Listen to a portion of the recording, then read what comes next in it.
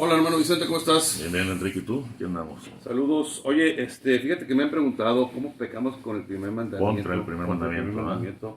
Ujú. ¿Nos podría dar una explicación sobre este del primer ¿Cómo mandamiento? cumplirlo? ¿Cómo cumplirlo? Pues vamos a tratar de hacer, si Dios quiere, pues todos, ¿no? Del 1 al 10. Y sí. Todos y empezamos con el primero. Bueno, todos sabemos que nuestro primer deber es dar honor y gloria a Dios. Para eso nos creó Dios, para darle honor y gloria. Cualquier otro motivo de habernos creado nuestro Padre hubiera sido indigno de Él.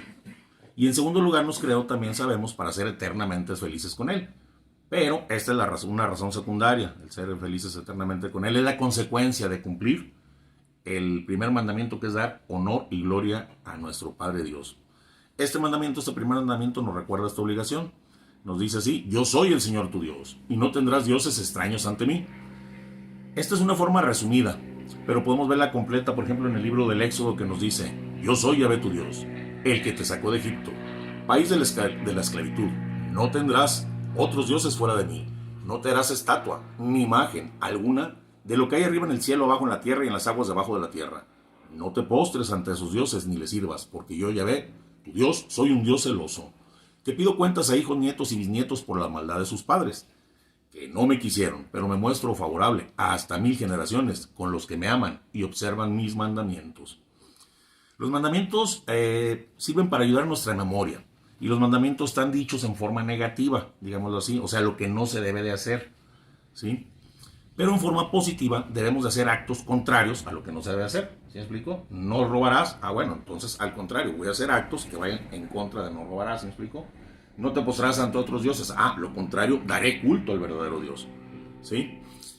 En el monte Sinaí, el Dios Padre, además de poner un día específico para Él, para santificar las fiestas, no puso nuevas obligaciones, porque sabemos todos que desde el primer hombre hay una ley natural impresa en nuestros corazones.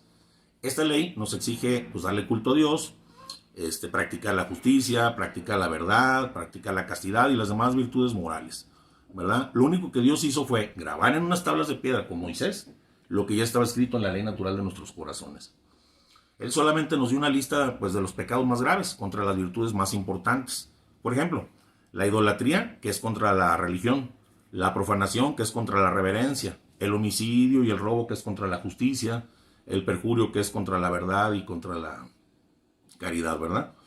Ahora, sobre el primer mandamiento, podemos decir, pues en sentido literal, que pocos ahorita cometen un pecado grave contra el primer mandamiento como pecado de idolatría. Ya no se da mucho así, o sea, de que hagan una estatua, una imagen, se postren, la adoren, aunque al final veremos, porque lo que dicen de los católicos que no es cierto, pero bueno, es difícil encontrar a alguien que cometa un pecado de idolatría en sentido literal, como dice, ¿verdad? Pero hay quienes rinden culto al falso Dios de sí mismos, se sienten como dioses, ¿sí me explico? Y se rinden culto, pues, a ellos mismos, ¿verdad? Estos cometen idolatría, igual que hay gente que da culto al dinero, a la riqueza, a los negocios, al éxito social, lo ponen por encima de Dios, al placer del mundo, al bienestar físico, antes de sus deberes con Dios. Al poner todo esto antes de tus deberes con Dios, estás pecando de idolatría, ¿verdad? Vamos a ver el primer mandamiento, como te decía, positivamente, ¿verdad? Pues la forma negativa con la que se nos dio es: no tendrás otros dioses ni te postrarás ante ellos. Nos lleva a resaltar que tenemos que hacer deberes positivos, tenemos deberes positivos.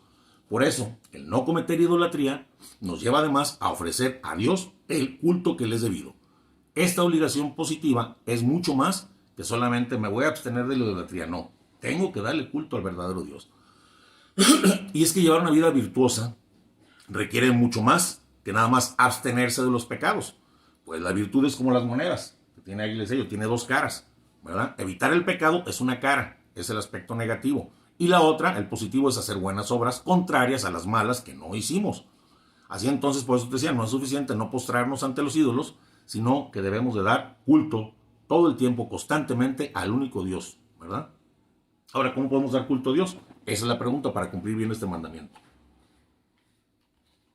El Catecismo de la Iglesia Católica nos dice: damos culto a Dios por medio de actos de fe, de esperanza y de caridad, adorándole y dirigiéndole a Él nuestras oraciones. Así damos culto a Dios. Veamos primero el culto a través de la fe, ¿te parece? Ahí. Échale. Bueno, el cimiento de la religión es la fe, y sin ella no hay nada. Acuérdate que dicen que sin fe no se puede, es imposible agradar a Dios. La fe se nos infunde en el alma junto con la gracia santificante en el momento de nuestro bautismo, pero esta se nos infunde solamente como una semilla. y es una semilla que se puede morir si no la riegas. Si no hacemos actos continuos de fe, nuestra fe muere, ¿verdad? Hacemos nosotros un acto de fe cada que creemos en las verdades que Dios nos ha revelado. Y no creemos en las verdades que Dios nos ha revelado porque pues, las comprendamos a la perfección, ni tampoco porque estén demostradas científicamente. Creemos porque Dios es quien nos las ha revelado. Y sabemos todos que Dios es infinitamente sabio, o la misma sabiduría, y no puede equivocarse. Él mismo es la verdad misma. El propio Señor nos lo dijo: soy el camino, la verdad y la vida. Dios no puede mentir, y por eso cuando Dios nos dice algo, nos revela algo, no podemos pedir mayor comprobación. ¿Para qué queremos una comprobación científica o demostrable si es el propio Dios y la verdad misma quien nos está hablando? Por eso es un acto de culto a Dios, cumpliendo el primer mandamiento, cuando decimos: creo en lo que Dios me ha revelado. Así honramos la sabiduría de Dios y honramos su veracidad infinita, que es la verdad infinita. Este deber de dar culto a Dios por la fe nos trae obligaciones. Dios no hace las cosas nomás por nomás. ¿Sí me explico? Él siempre por algo. Por eso, si nos da a conocer algunas verdades, es porque estas nos van a servir para darle gloria, para darle honor y gloria, ¿verdad? Así, por ejemplo, el conocimiento, el amor, la búsqueda de las verdades reveladas por Dios, se convierte entonces en cada uno de nosotros en una responsabilidad, según nuestras capacidades y oportunidades. Bueno, y para uno que no sea católico, por ejemplo, esto de buscar la verdad de Dios, esto significa que cuando él sospeche que no tiene la verdadera religión, está obligado a buscar la verdadera religión, y cuando la encuentre está obligado a abrazarla y hacer entonces también actos de fe. Aunque están equivocados ahorita, pero en cuanto lo encuentren están obligados. Nosotros sabemos que existen personas que no son católicas, aunque sabemos que están convencidos que la religión católica es la religión verdadera, y aún así no son católicos, aún así se resisten a entrar en ella. ¿Por qué? Bueno, pues piensan que el precio de cambiarse a la verdadera religión es demasiado alto. ¿Por qué? Porque pueden romper, no sé, su círculo social, pueden perder prestigio, pueden perder un negocio, y a veces tienen miedo a hacer enojar o disgustar a sus papás. Como si la lealtad hacia los papás fuera más importante que la lealtad que deben a Dios que los creó, ¿verdad? Pero nosotros, los católicos, que ya poseemos la verdadera fe, no debemos dormirnos, no debemos quedarnos quietos, no podemos quedarnos pensando: mira, pues ya de niño fui al catecismo, ya me enseñaron, o en el colegio me enseñaron cosas de religión, y pues ya sé todo en religión y fe. No podemos quedarnos ahí. Nosotros ya tenemos una mente adulta, una mente que ha madurado, y una mente adulta necesita una fe adulta, lógicamente. Por eso es necesario que escuchemos sermones, que escuchemos pláticas de sacerdotes, que leamos revistas católicas, revistas doctrinales, que participemos en cursos, en estudios bíblicos, en retiros, y no lo hagamos esto simplemente como hobby o como gusto nada más cuando nos sobra tiempo. Es una obligación. No debemos de pensar, porque mucha gente piensa: no, eso de leer, de ir a cursos, de leer revistas católicas, de ir a pláticas y todo eso es para almas muy santas o consagradas. No. Este es un deber de todos y cada uno de nosotros, tratar de tener un conocimiento más profundo de Dios, de nuestra fe. Es una obligación a la que nos obliga el primer mandamiento. Y es que no podemos, por ejemplo, nosotros, ¿cómo vamos a dar culto a Dios por la fe? Estamos hablando que es a través de la fe, la esperanza y la caridad. Estamos hablando de la fe. ¿Cómo vamos a dar a Dios culto a través de la fe si no conocemos las verdades? Y además también muchas tentaciones que son contra la fe desaparecen, empiezan a desaparecer cuando conocemos cada vez más nuestra fe, ¿verdad? El primer mandamiento nos obliga a que hagamos actos continuos de fe, uniendo nuestra mente y nuestro corazón a las verdades reveladas por Dios. Esto hay que hacerlo constantemente, y especialmente cuando conocemos una verdad que desconocíamos. Oye, me acabo de enterar, fíjate que, no sé, alguien que no sabía que Cristo era verdadero Dios, pues más aferrarnos y más abrazar esa verdad. Debemos hacer esto para que esa fe que se nos dio en el bautismo, como dije, en manera de semilla, no quede inactiva o se muera, ¿verdad? Además, también el primer mandamiento nos exige que hagamos profesión externa de nuestra fe, y más cuando el honor de Dios o el bien de prójimo requiere que hagamos ese acto externo de fe. ¿Cuándo requiere esto el honor de Dios? Bueno, si nosotros, por ejemplo, omitimos una profesión de fe delante de personas, equivale a negar a Dios.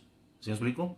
No nomás es negarlo, sino que si la gente está hablando y por ahí dice alguien: no, pues que Dios no existe, te quedas callado, y tú omites que tienes fe y que crees en Dios, lo estás negando. Y esto, digo, no estoy hablando solamente en casos extremos, por ejemplo, como en la antigua Roma, que los hacían negar su fe, pero si no los mataban, o el comunismo actual, que te hace que niegues tu fe. No, en esos casos, en cualquier momento tienes que estar dispuesto a dar testimonio de tu esperanza, como dice San Pablo. Esto se aplica a la vida ordinaria. Podemos negar nuestra fe a veces por miedo a que perjudique nuestros negocios, o por miedo al ridículo, o por algún respeto humano. Y esto es un pecado grave, ¿verdad? Alguien que oculta su fe equivale a negar a Dios el honor que se le debe, ahí contra el primer mandamiento. Y es que omitir profesar la fe por miedo, con esto afectamos al prójimo. Sobre todo hay algunos prójimos que se afectan más, que son débiles en la fe y que observan que nosotros estamos escondiendo nuestra fe, que la estamos negando, y entonces terminan actuando igual que nosotros, ¿verdad? Continuamente se nos presentan en la vida, en todo momento, ocasiones de dar testimonio de nuestra fe para sostener la fe, sobre todo los más débiles que nos rodean, ¿verdad? Bueno, ahora, ¿cuáles son los pecados contra la fe? El primer mandamiento nos obliga a conocer lo que Dios nos ha revelado y a creerlo. Y cuando no hacemos esto, cuando no lo creemos y cuando no lo queremos conocer, pecamos contra la fe. Además, hay también ciertos pecados graves contra la fe que vamos a mencionar, todos estos. El primero, por ejemplo, es el pecado de apostasía. Es aquel que abandona totalmente su fe. Hoy hay apóstatas, te los encuentras por todas partes. Pero muchos de estos, si les preguntas, te dicen, pues yo fui católico, pero yo ya no creo. Según ellos fueron católicos. Y a veces, pues esto pasa por consecuencia, no sé, de un mal matrimonio. Comienza uno de los dos cónyuges que se excomulga o se separa de la iglesia, al casarse fuera de la iglesia. Y cuando alguien se excluye de la gracia de Dios, que ya no está dentro de la gracia de Dios, la fe se va agotando poco a poco y se muere, ¿verdad? Y hasta terminar de ser apóstatas. Ahora, no es lo mismo ser apóstata o la apostasía que los que llamamos ahora católicos light. Es que a muchos le llamamos católicos light. Puede haber alguien que no vaya a misa, que no haya comulgado en 10 años. Pero ahí por lo general más bien se llama pereza espiritual, no es apostasía. Estos piensan decir, pues yo trabajo todo, a veces digo, por lo general dicen, yo trabajo toda la semana, ando en friega, y pues tengo derecho a descansar los domingos. Pero si les preguntas, ¿cuál es tu religión? Dicen, la católica es mi religión, claro. Y por lo general, ¿sabes qué dicen? Fíjate lo que dicen, y esto lo han oído sacerdotes millones de veces, yo lo he oído millones de veces. Dicen ellos, pues yo soy mejor católico que muchos que van a misa todos los domingos. Esa es una excusa súper común y va contra el primer mandamiento. Pero es que también hay muchos que van mucho a misa y salen y le truenan la pelota al niño. O sea, todas esas es más que es otro personas... tema, si no vamos a alcanzar este. Okay. Todas las personas que le truenan la pelota al niño van a misa precisamente porque si no fueran a misa no le tronarían la pelota, le tronarían la cabeza. Van cambiando con la gracia de Dios. Dios va acrecentando la fe, pero eso es otro tema. Luego lo platicamos. ¿Ok? Bueno. Un católico light no es un apóstata, pues piensa en un futuro, dice, voy a volver a la práctica de la religión. Y si éste muriera antes de volver así, pues no necesariamente se le negaría el entierro cristiano. ¿Por qué? Pues el padre va a tratar de buscar alguna señal de que aún conservaba la fe y que se arrepintió antes de morir. Porque pues la iglesia pues es una mamá amorosa para sus hijos extraviados y basta la más pequeña señal para que conceda un sacerdote el entierro cristiano a un difunto, siempre y cuando no muera excomulgado públicamente o impenitente. Pero esto no va a garantizar que vaya al cielo, la misa no va a garantizar. Pero la iglesia no quiere incrementar el sufrimiento o el dolor de los seres queridos en no ofrecerle la misa a esta persona. Por ahí hablando de un sacerdote que le dijo, dejan el ataúd afuera, ¿por qué? Allá ahora le celebro misa, él nunca quiso entrar. Eso son cosas feas, pero bueno. Un católico light no es un católico apóstata, aunque frecuentemente lo conduce esto a la herejía. El apartarse de la conduce a la herejía. Uno no puede vivir a espaldas de Dios mes tras mes, año tras año, no puede vivir indefinidamente en pecado mortal, rechazando la gracia, sin que la consecuencia sea, lógicamente, que al final se encuentre sin nada de fe. Y es que la fe es un don de Dios, es un regalo, y tiene que llegar el momento en que Dios, que también es infinitamente justo, no puede permitir que este don siga despreciándose. Y entonces ahí, cuando la mano de Dios se retira de esta persona, la fe muere, queda totalmente muerta. Otra causa de apostasía es la soberbia intelectual. Este es un peligro al que se exponen ahora los jóvenes que van a la universidad. Comienzan a descuidar la oración, la misa dominical, la confesión, la vida espiritual. Y de pronto pues, se ven deslumbrados por la actitud de superioridad ahí de algún catedrático que ve a la religión como si fuera una superstición. Y estos jóvenes, en vez de aceptar el reto con que se tropiezan, estudiar cómo responder al maestro, cambian la autoridad de Dios y la autoridad de la iglesia por la de un simple humano, de un profesor. Ahora, no quiero decir que la mayoría, porque no vayan a decir, de los profesores sean ateos, pero sí hay muchos que, llevados por su inseguridad misma, buscan afirmarse ellos empequeñeciendo a las mentes que son superiores, que sí tienen fe. Y estos maestros pueden causar daños irreparables a estudiantes que son impresionables, que se hagan impresionar por el maestro y pueden contagiarle su soberbia espiritual. La famosa teoría de Darwin. Hay otro peligro para la fe y estas son las lecturas imprudentes, sobre todo para los que sufren pobreza intelectual. Estos son fáciles presas de autores cuya actitud hacia la religión es como de ironía y de desprecio. Estas personas, al leer estos autores y teniendo ellos una mente superficial, comienzan a poner en duda sus creencias. Y entonces el lector termina cambiando su fe por los sofismas y mentiras que va leyendo, ¿verdad? Ahora, también la apostasía a veces es resultado de vivir en pecado habitual, como lo dije hace rato. Nadie puede vivir peleándose consigo mismo, en conflicto consigo mismo por mucho tiempo. ¿Por qué? Porque si sus actos que está haciendo chocan contra la fe, pues una de las dos sale sobrando. O sobra mi pecado o sobra la fe. Y por lo general es la fe a la que arrojan por la ventana. ¿Sí me explico? La desechan. Y muchos tratan de justificar, les preguntas si tratan de justificar la pérdida de fe, aparentemente por dificultades intelectuales. Es que no me cuadra. Pero en realidad lo que tratan de hacer es cubrir sus pasiones. No es otra cosa, cubrir sus pecados. Además, otra cosa, el rechazo total de la fe. Existe también algo que se llama el rechazo parcial de la fe, que es el pecado que conocemos como pecado de herejía. Un hereje es un cristiano que rehúsa creer una o más verdades reveladas por Dios y enseñadas por la iglesia. O sea, lo que conocemos como los dogmas. Como por ejemplo la infalibilidad papal, la concepción virginal de Jesús, la inmaculada concepción de María. Todos el que niega alguna verdad, debemos saber que todos los dogmas están entretejidos. Y estos dogmas entretejidos son los que forman nuestra fe católica. Por eso rechazar un solo dogma, uno solo, es rechazarlos todos. ¿Por qué? Porque si Dios, que es el que habla, a través de su iglesia, se equivocó en un punto, en esto no creo que dijo Dios, pues no existe razón para creer que en todo lo demás no se haya equivocado. Por eso es un pecado grave contra Dios y contra el primer mandamiento. Y no existe. Él es ligeramente herético. ¿Es ligeramente herético? Pues yo te podría decir, aquel está ligeramente muerto. Es lo mismo que decir eso no existe. Podemos pensar nosotros, por ejemplo, que los anglicanos, que están muy cerca de la iglesia católica, porque creen casi todo lo que creemos, tienen ceremonias parecidas a la misa, confesionarios, ornamentos, pero no es así. No es así, pues la frase es, ellos son casi católicos, es tan absurda como la de, está casi vivo. ¿Me explico? No hay así, no es así. Tienen diferencias y ya no es la misma fe, ya no son los dogmas entretejidos y no es la fe verdadera que Dios nos dejó. El pecado de herejía, como todo pecado, se distingue entre pecado material y pecado formal. Por ejemplo, si una persona hace algo malo, pero lo ignora, no lo sabe, sin culpa decimos que hay un pecado material, lo cometió materialmente, pero no formalmente, porque en su acción no hay una culpa personal. Pero un católico que rechaza su fe, que rechaza una verdad de fe, un dogma, como decir, por ejemplo, no creo en el infierno, ese, como si lo sabe, es culpable de herejía material y herejía formal, de las dos. O que el Papa se está equivocando, culpable de herejía material y también formal en cuestiones de doctrina. Pero un protestante, por ejemplo, que cree en las enseñanzas de la religión en la que nació y no ha tenido oportunidad de conocer la verdadera fe, ese es un hereje material, pero no formal porque no hay culpa en su persona. ¿Sí me explico? En un católico sí, pero uno que desconoce las verdades de fe no hay culpa. Hay otro tipo de herejía muy común y ese le llamamos el indiferentismo, que dice que todas las religiones son iguales, todas las religiones son buenas, todas las religiones son agradables a Dios. Tan buena es una como otra. Es cuestión de que a ver la que tú prefieras. Lo malo, aquí el decir esto, es suponer que el error y la verdad son iguales de agradables a Dios. Todas las religiones son buenas, entonces a Dios le agrada también el error de las fe, le agrada. O suponer, por ejemplo, que no hay una verdad absoluta que existe cuando hay un Dios que nos la reveló. Que la verdad es nada más lo que uno cree, lo que vaya creyendo cada uno. Eso es un pecado grave.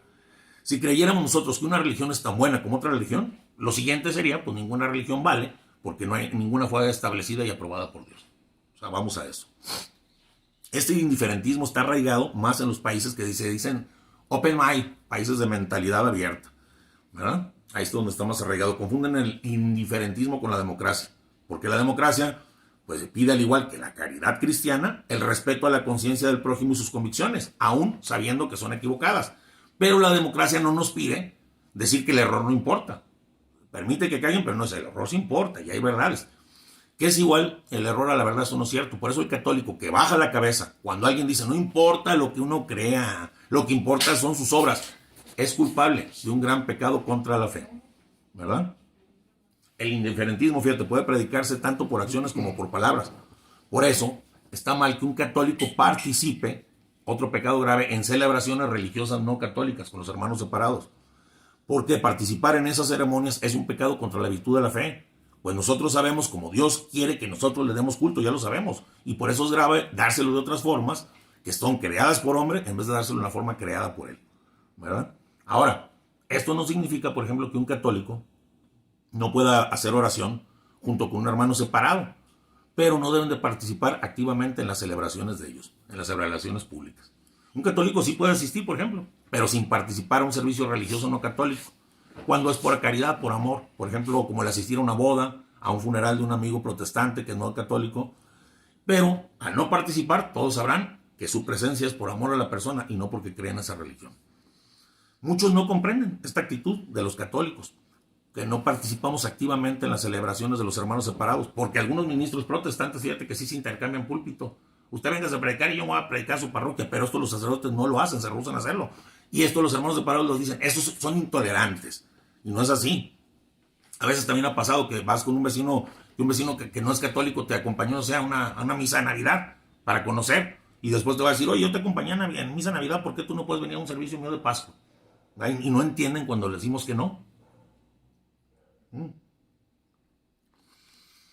Si no vamos, nuestra negativa les parece mala, ¿verdad? Les puede decir, no, pues estos no juegan limpio. Van a decir, este no está jugando limpio, yo lo acompañé, él no me acompañó. Pero no es fácil explicar nuestra actitud, que si nosotros estamos totalmente convencidos de poseer la verdad, no podemos participar en una falacia, en una mentira religiosa, ¿verdad?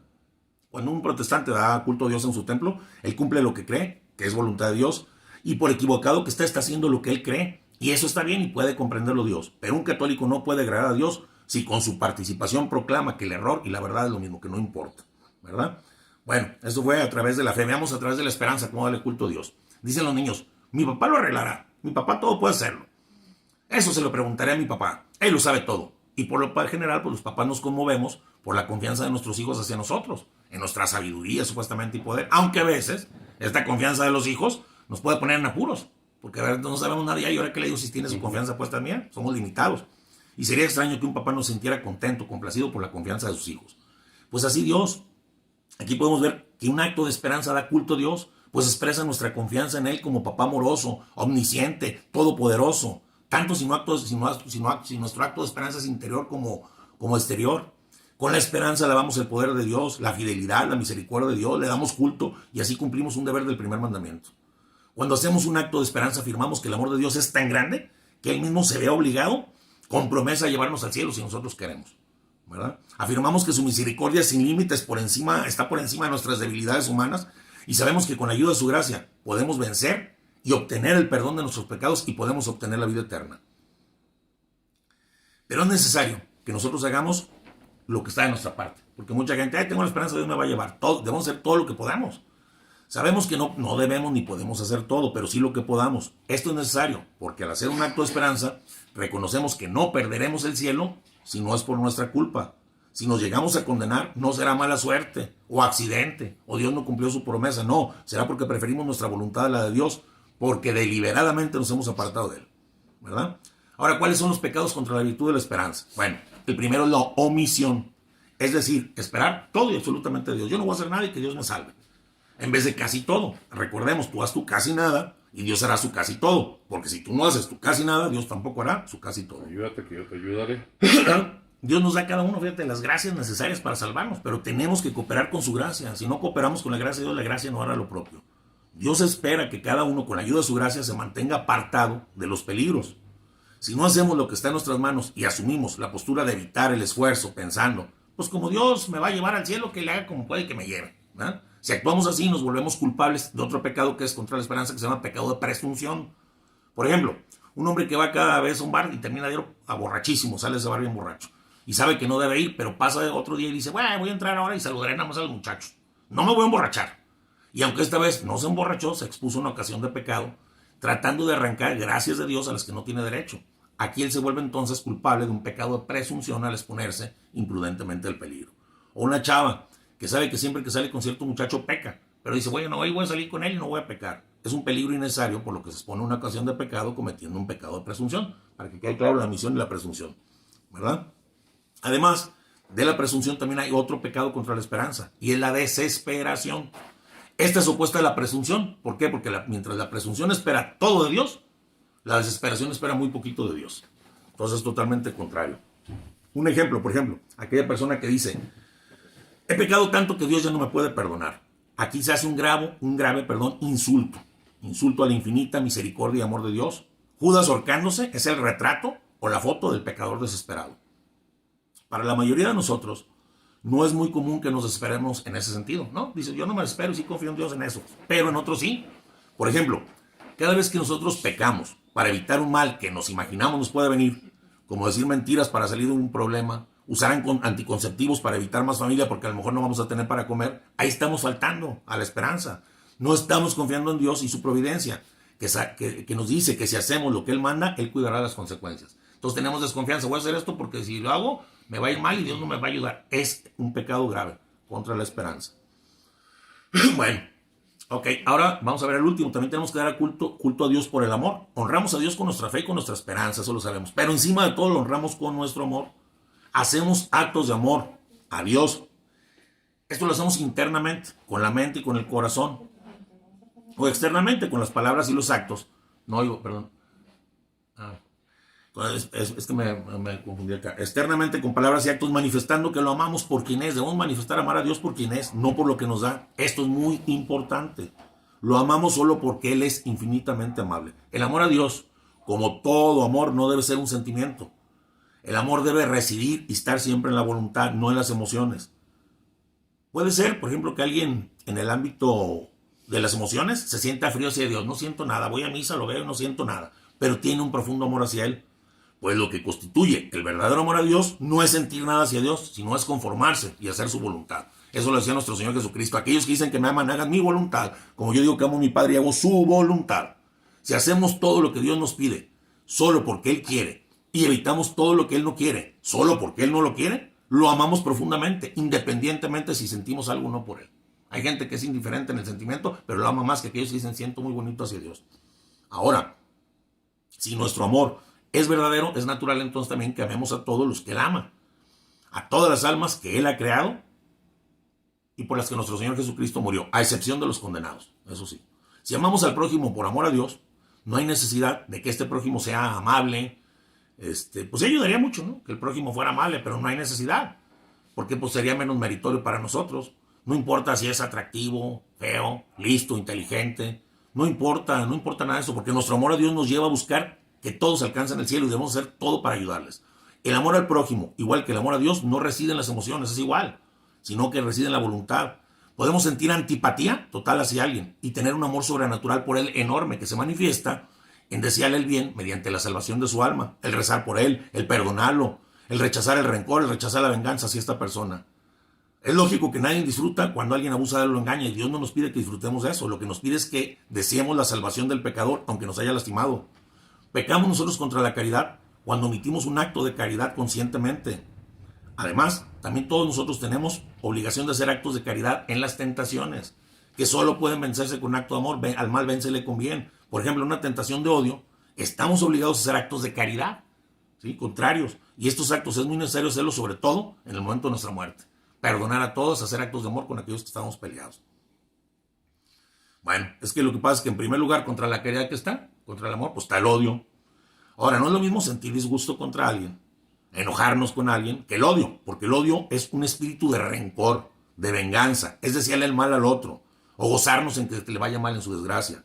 Y hay una clase peor de odio. La peor clase de odio es el odio a Dios. Este es un deseo absurdo de causarle daño a Dios, o querer frustrar sus planes, o gozarse en el pecado sabiendo que es un insulto hacia Dios. Los demonios y condenados odian a Dios y lo odiarán toda la eternidad. Pero este pecado no es muy común entre nosotros, entre los hombres, porque pues es el peor de los pecados. Lo más común es el odio al prójimo, que es gozarse en su desgracia, desearle la desgracia. Si llegamos a desearle a alguien, por ejemplo, un mal grave, como que se enferme o que le vaya mal en el trabajo, cometemos un pecado mortal. Y desearle algo leve, por ejemplo, no sé, que pierda el camión o que su esposa le grite, pues es un pecado venial, pero es odio. Debemos saber que no es malo desearle un pecado mal a un prójimo para obtener un bien mayor. Podemos desear que tal borracho tenga una enorme cruda para que aprenda y cambie, o que tal delincuente lo aprendan y lo metan a la cárcel para que recapacite, o que un tirano, un dictador se muera para que el pueblo viva en paz. Pero siempre nuestro deseo principal debe ser la salvación de esa alma por la que estamos pidiendo, ¿sí? Otro pecado contra la caridad es la envidia. Esta consiste en un resentimiento contra la buena fortuna del otro, como si esta fuera una forma de que él nos estuviera robando. Y más grave aún contra la caridad es el pecado de escándalo, muy importante, el pecado de escándalo, porque con palabras o ejemplos inducimos a otros a pecar en nuestra manera de vestir, en nuestra manera de actuar, o los ponemos en ocasión del pecado. Y es un pecado muchísimo más grave con los hijos. De este deben de cuidarse los papás, porque son modelos de sus hijos, y deben de guardarse especialmente delante de ellos, de llevarlos a escándalo a pecar, de permitirles pecar. Y finalmente está el pecado de asidia.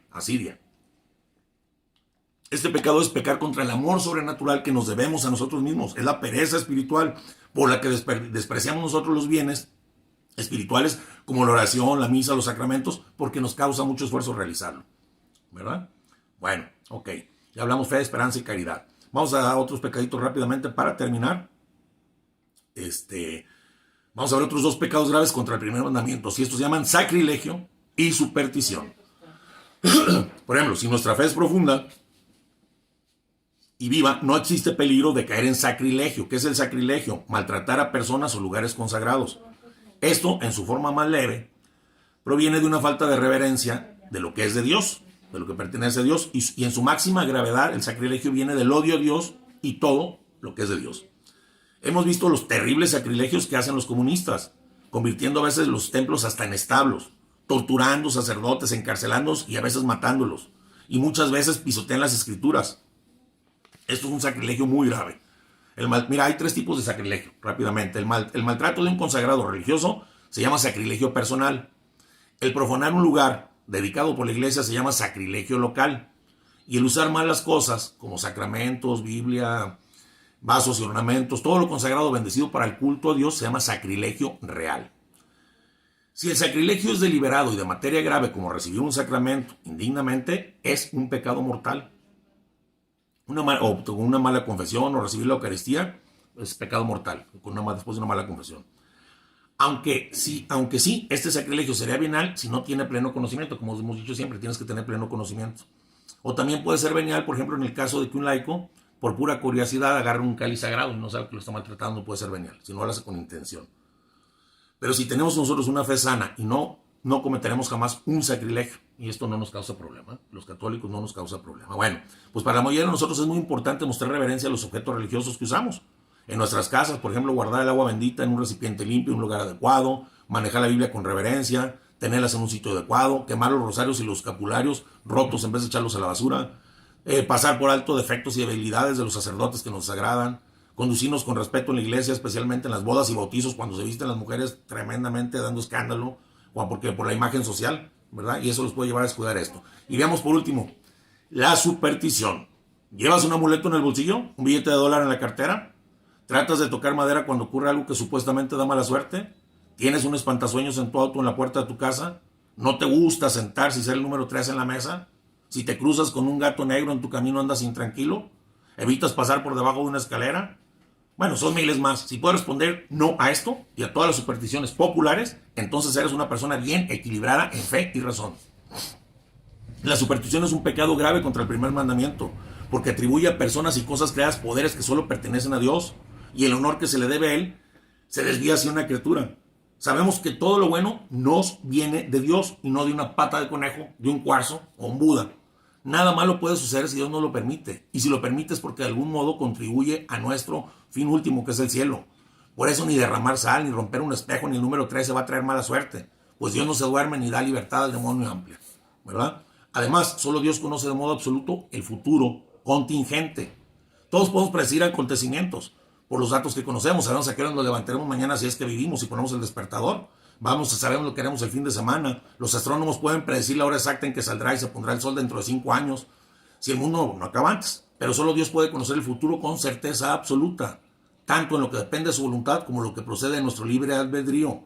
Por eso, creer en adivinos espiritistas es un pecado grave contra el primer mandamiento. Los adivinos combinan la psicología con la ley de probabilidades y pueden confundir a personas hasta inteligentes y sugestionarlos, y con engaños pueden preparar escenas capaces de impresionar a muchos. Houdini decía, no hay sesión de espiritismo que no pueda yo reproducir con medios naturales, son solo un truco. Y esto lo probó en muchas ocasiones, era un mago. Puede ser que algunos de ellos sí estén en contacto con el diablo, pero el mismo diablo no conoce el futuro, sino que solamente Dios. Él puede sacar predicciones, pero no siempre va a resultar cierto. Por su naturaleza, entonces, la superstición es pecado mortal contra el primer mandamiento. Sin embargo, en la práctica muchos pecados se vuelven veniales cuando carecen de pleno conocimiento, que toqué madera y no sabían, bueno, ok, venial. Pero mientras más lo sabes, se llega a volver mortal. Y si es materia grave como creer en poderes de divinos espiritistas, incluso ir a consultarlos sin creer en ellos, es pecado grave mortal. Aunque fuera a ir por curiosidad, es pecado mortal. Pues al ir con ellos damos escándalo y mal ejemplo y cooperamos al pecado de ellos, ¿verdad? Ahora, lo que te decía, para terminar, los hermanos separados nos acusan de que pecamos por el culto a los santos, pero se equivocan porque no le damos a ellos un culto de latría, como se le debe a Dios. Incluso el culto que rendimos a la Virgen María, que está por encima de los ángeles santos y pergolía, es muy distinto al culto de adoración a Dios. Nosotros al único que adoramos a Dios. Cuando pedimos a los santos y a nuestra Madre su ayuda, sabemos que lo que nos consigue no es por su propio poder, sino por su propia intercesión. Si pedimos a nuestros amigos de la tierra que oren por nosotros, sabemos que Dios los escucha, es claro que las oraciones que pedimos a nuestros amigos del cielo sean más eficaces, pues son amigos eternos de Dios. Además, a Dios le gusta que los imitemos, le agrada concedernos favores a través de ellos. ¿Por qué? Porque los santos son las obras maestras de la gracia de Dios. Y al honrarlos a ellos, honramos a Dios y honramos a la gracia de Dios. Sabemos que el mayor reconocimiento que le podemos dar a un artista es alabar la obra de sus manos. Pues también, así alabando la obra de las manos de los santos, honramos a Dios.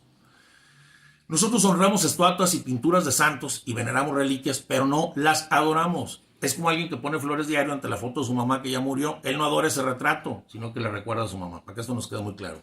Si nosotros besamos un crucifijo, un cuadro de María o un santo, es para que nos ayude a fijar nuestra mente y nuestro corazón en ellos, no en el cuadro. Y sabemos perfectamente que una imagen de madera o yeso no tienen poder alguno para ayudarnos. Por eso nosotros no adoramos imágenes, como lo pide el primer mandamiento. Pero ya quedó claro más o menos cómo se peca contra el primer mandamiento. Muy bien. Y que hay que hacer lo contrario, en forma positiva. Fíjense bien a esta situación y analícenla. ¿Sabes qué, hermano? La próxima semana va a salir un nuevo video con el señor Miguel Arredondo de Perú. Saludos. Hay que mandarle saludos a todos nuestros amigos del Perú. Saludos. Que él nos va a promocionar allá con sus amigos. Qué bien. Para que ya nos hacemos más internacionales, ¿verdad? Ahí no te voy a dar.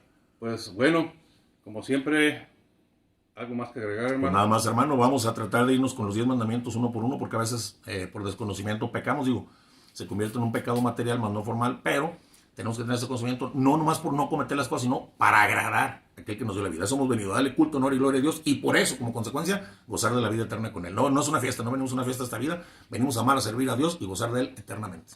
Como te dije una vez, nosotros los extraterrestres no vamos buscando. Ya se va a acabar. Los extraterrestres somos nosotros los que estamos aquí en la Tierra. Porque nuestro cuerpo aquí va a quedar y nuestra alma se va a ir. Se va el Señor para siempre y ya se unirá en la resurrección de la carne. Pues bueno, mis amigos, como siempre, su amigo Quique y su amigo Chente. Bye. Bye.